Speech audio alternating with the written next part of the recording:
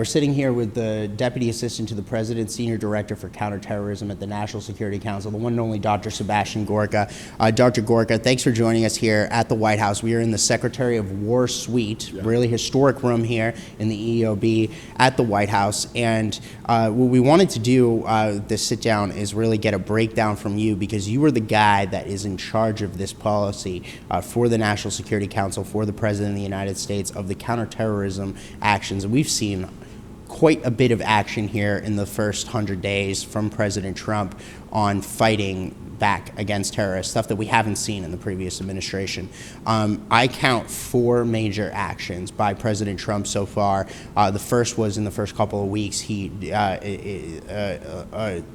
took out a drone strike against an ISIS leader in Somalia. The second captured the mastermind of the Abbey Gate bombing in Afghanistan at Bagram Air Base, or at HKIA. The third, the killing of an ISIS leader in Iraq, and the fourth, he's unleashing against the Houthis. Break down for us the broad vision here, the counterterrorism strategy from President Trump. Absolutely, and it's a great pleasure to be back with you, Matt. Look, the Oval Office is the coolest room in the world. This is my favorite in the EEOB, the Secretary of War suite. This incredible building, this neoclassicist building, used to house the whole federal government, everything. So we had the equivalent of the State Department. The Department of War was here, and this historic office space is also a favorite of someone called Elon Musk. No surprise there. So yeah, President Trump, through his national security advisor, Mike Waltz, and let's be clear, it's not an accident the first time in history a former Green Beret is the national security advisor, has done a 180 on our counterterrorism policy. Let me illustrate this by an incredible story that's now declassified from the second week of the Trump administration. So I'd been going around the intelligence community, the Pentagon, our war fighters, trying to understand what had happened in the last 4 years. And I was told a horrific story, especially those who are watching the bad guys for 12 hours a day from our exquisite platforms, that they've been tracking jihadis and not being allowed to do anything about it. The last administration, which was really on the side of the bad guys, if you look at the unleashing of billions of dollars to Iran, you look at the way they treated Israel and Prime Minister Netanyahu, was not interested in doing counterterrorism. In fact, they made it so difficult that if you wanted to take out an HVT, a high-value target, it had to go all the way up to the White House, through the National Security Advisor, Jake Sullivan, to the President, Joe Biden, or to whoever was functioning with the auto pen that day. And we thought this was insane. So Mike walked into the Oval Office with myself and with a member of my counterterrorism team in the NSC, and we laid a map on the Resolute desk of a cave complex in northern Somalia that is being used, or was being used, by ISIS and one of the ISIS terror group's key financiers, recruiters, and trainers. And Mike informed the president that we've been surveilling this base, this cave complex, for more than a year and a half. The president looked up from the Resolute desk and said, what do you mean we've been watching them under Biden? And we told him that's exactly what happened. He said, kill them, and kill them now. And with that big, iconic Sharpie pen, he ticked the go box on the operational orders. My team and I and Mike, we walked out. My Delta Force guy made the requisite phone calls, and less than 30 hours later, underneath the West Wing, in the Situation Room, I was back there with the National Security Advisor, Mike Waltz, with my team members, and we were watching live hell rain down on this ISIS cave complex in northern Somalia. Now, let's be clear, that is the beginning of the third week of the Trump administration. That's how fast President Trump moves and how decisive he is in taking the war to those who want to kill Americans. Since then, as you've seen, multiple strikes in Iraq, in Syria, in Somalia, and then this weekend, the biggest military act the president has taken since inauguration, to basically allow naval traffic freedom of passage through one of the most important commercial waterways in the world that has been held hostage by the Houthi jihadists of Yemen. This is a waterway that has seen, since Biden in the last year and a half, more than 140 attacks on US vessels. These are the same Houthis who are firing on our military aircraft. The president, when he was told about this, rightfully got incensed. This is now, not a secret. He told the DOD, Pete Hegseth, who informed CENTCOM, General Kurilla, neutralize the Houthis so that we can have freedom of navigation and the American economy can function again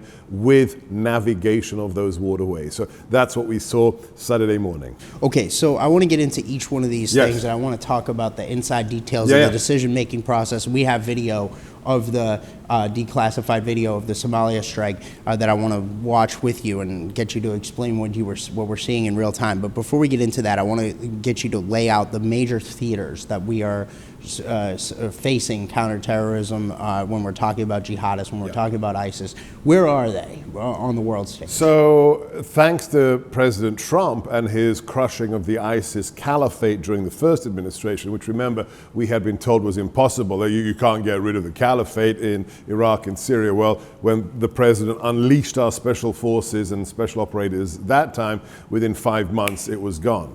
So they've been forced to reconstitute themselves. Today, under the feckless lack of leadership that was the Biden administration, the picture is not good, the picture that we inherited. Why? Well, let's just look at Abbey Gate. Let's look at the surrender of Afghanistan.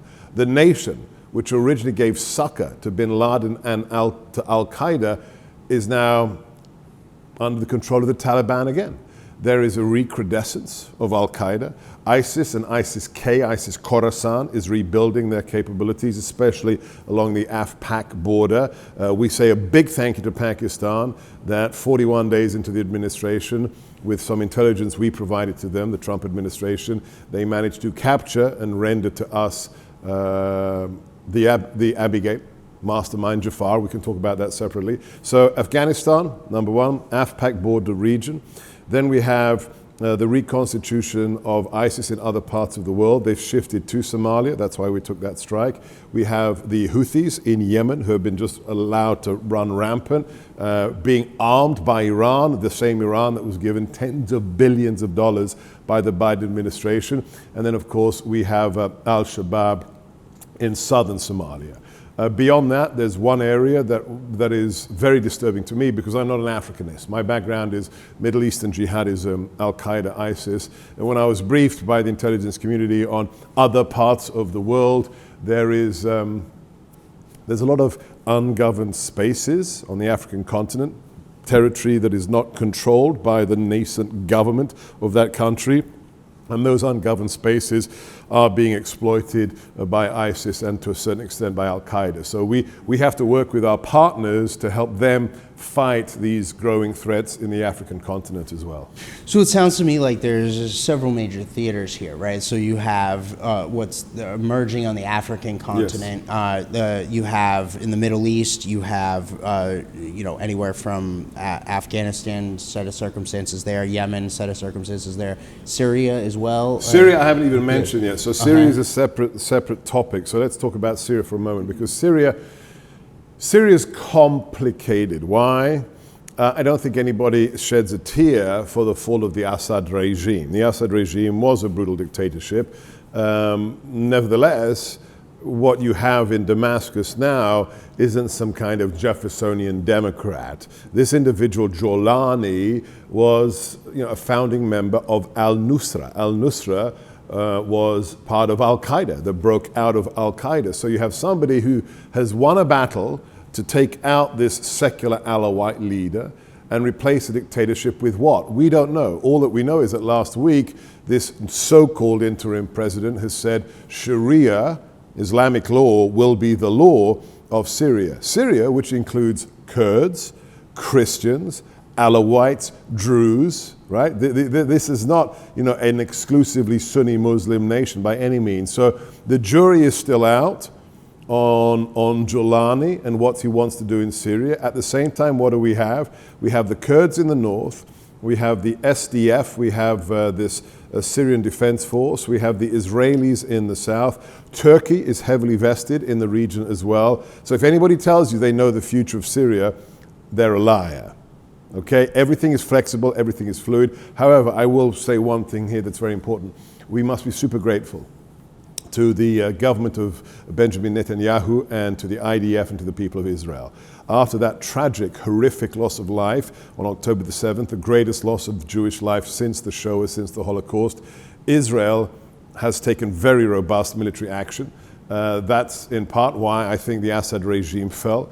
They've rewritten the map of the Middle East in a way that will reverberate for at least the next 100 years. And one of the very positive aspects of the situation in Syria is because of the fall of the Assad regime, because Russia had to pull out, the Iranian exploitation of the territory of Syria as a resupply route for its proxies, for its attacks against Israel and elsewhere, has basically been nullified. So Syria is no longer the playground of Iran like it was just a year ago. Right. Okay. So now, and then the last thing, like in the Middle East, that I would focus on here is, what is the current state of Hamas and Hezbollah, right? Like, and so, obviously Hezbollah in Lebanon, Hamas in Gaza, the Hamas still hanging on. Hezbollah, seems weakened, but yeah.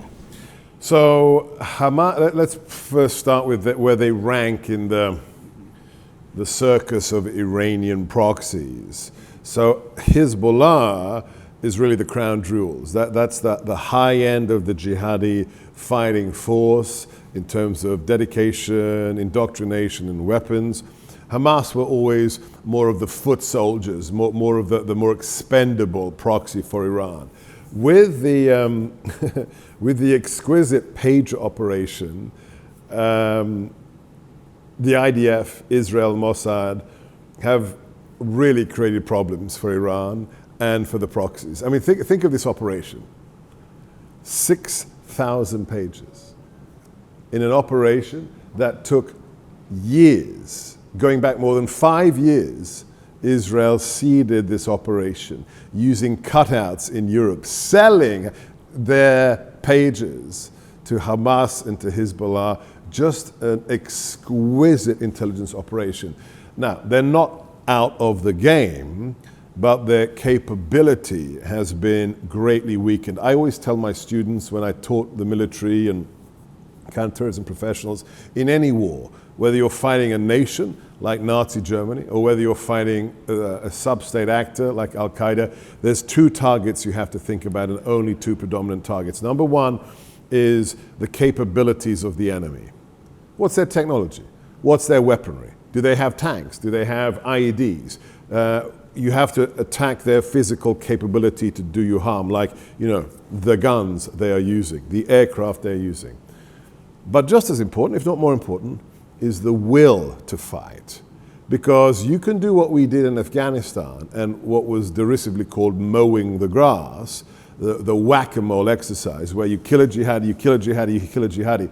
If 10 young men volunteer to replace each jihadi you send to hell, then you're not actually making things better, you're actually helping them in terms of their mobilization to get more recruits. Israel has done a great job. The war isn't over, but the president is interested in one thing and one thing alone, that the fighting stop, that the peace agreements in Gaza hold, that the hostages are released, and likewise in Ukraine, that peace breaks out there as well.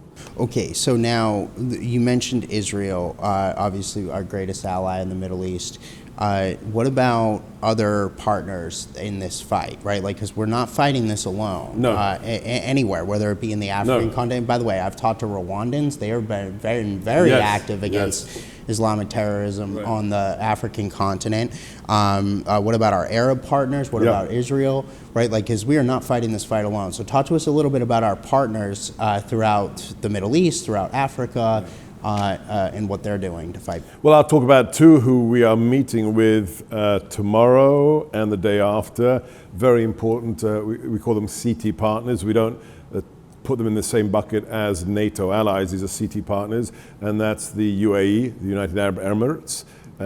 Can be a great assistance to us with regards to the Houthis, Al-Shabaab, very active in Africa in terms of investments. The president is always looking for, it's not just about national security, it's about, growing the pie of international economics. And then my favorites will be, I think, on Wednesday, and that's the Jordanians. As you know, I spent many years teaching counterterrorism for the Defense Department with our partners, with our allies, and my favorite students outside of the US military were the Jordanians, an incredibly capable counterterrorism force. The king was one of the very first heads of state to come here after January the 20th. So yes, and let me put it in the broader context, Matt, that even more than 8 years ago, the president expects our allies and our partners to step up to the plate. People, especially the mainstream media, like to distort the phrase America first and misrepresent it. America first is not America alone.